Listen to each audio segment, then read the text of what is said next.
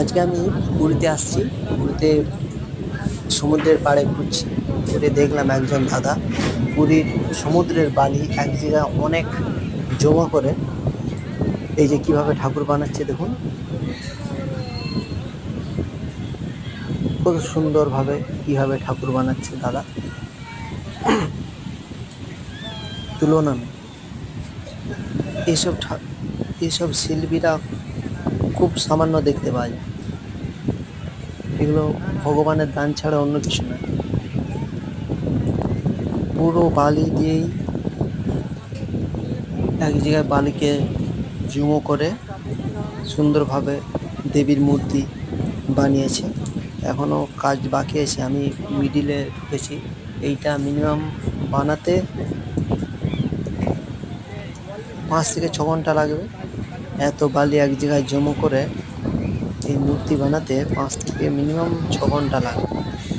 আমি শেষের মুখে ঢুকেছি পুরী, তাই এইটা দেখতে পাচ্ছি। আপনারা দেখুন কিভাবে ডিজাইন করছে এই দাদা।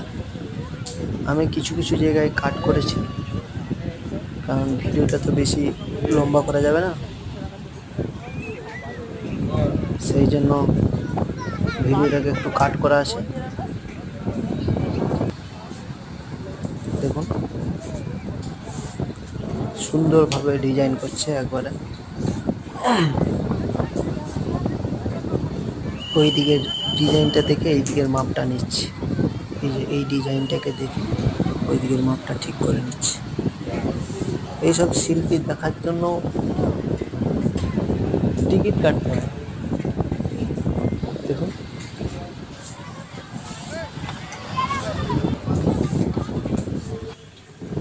দাদার এই পুরীর সাইডেই বাড়ি।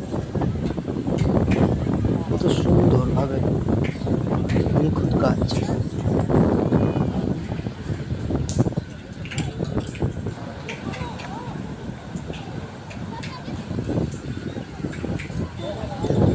সুন্দরভাবে জিপ তৈরি করেছে ঠাকুরের। এই যে কমপ্লিট, এবার কালার করবে।